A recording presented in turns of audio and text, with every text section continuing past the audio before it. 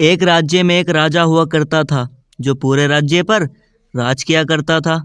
उस राजा की एक बेटी भी थी जिसका नाम सोनिया था।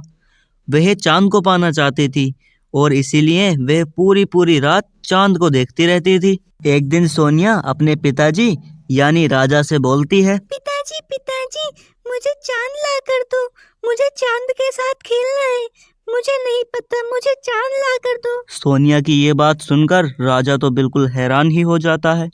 फिर राजा उसे बहुत समझाने की कोशिश करता है कि यह नामुमकिन है, ऐसा नहीं हो सकता। लेकिन सोनिया ने तो जैसे जिद ही पकड़ ली थी कि उसे तो चांद चाहिए। इसीलिए वह ना ही कुछ खाती ना ही कुछ पीती, सारी सारी रात चांद को ही देखती रहती थी। इसी के चलते उसकी तबीयत खराब हो जाती है। अब सोनिया की तबीयत खराब देखकर राजा तो बहुत ज़्यादा चिंता में पड़ जाता है और वह अपने सभी दरबारियों से कहता है कि मुझे नहीं पता, कहीं से भी ला कर दो, मेरी बेटी को चांद चाहिए और तुम चांद ला कर दोगे। अरे राजा साहब, ये तो आपको भी पता है और हमको भी कि चांद कोई नहीं ला सकता, तो हम कैसे ला सकते हैं। और फिर दरबारियों की बात सुनकर राजा समझ जाता है कि यह चांद कोई नहीं ला सकता। फिर राजा अपने दरबारियों से कह के पूरे राज्य में ऐलान करा देता है, सुनो सुनो सुनो, राजा साहब का यह हुक्म है कि जो भी उनकी बेटी को चांद ला कर देगा वह उसे बहुत बड़ा इनाम देंगे और हीरे जवाहरात देंगे। ऐसे ही ये खबर पूरे राज्य में फैलते फैलते एक किसान के पास भी पहुंच गई।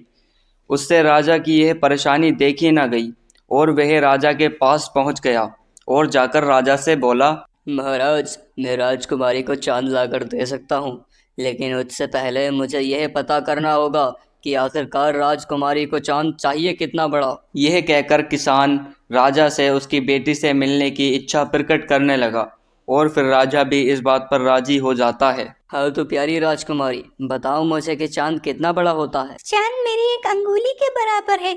जब मैं चांद के सामने अपनी एक अंगुली लगाती हूँ तो चांद नहीं दिखाई देता। फिर किसान सोनिया से पूछता है कि चांद कितना ऊंचा है।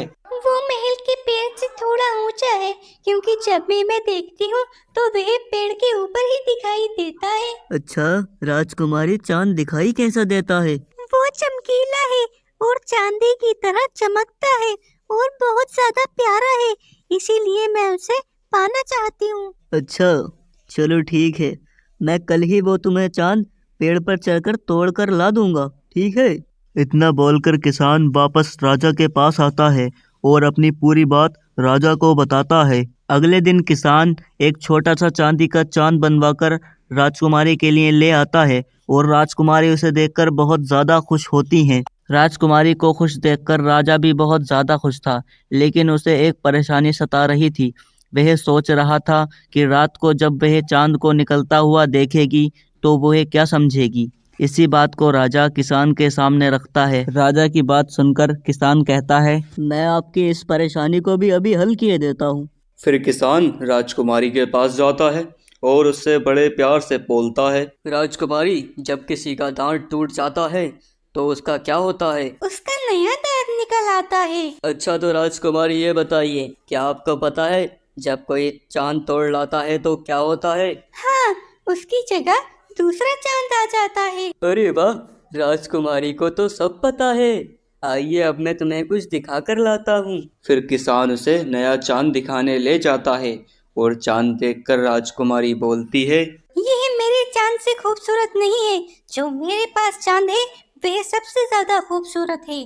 उसके बाद राजकुमारी चांद के साथ खेलने में जुट जाती है और फिर राजा किसान को बहुत सारा इनाम देता है।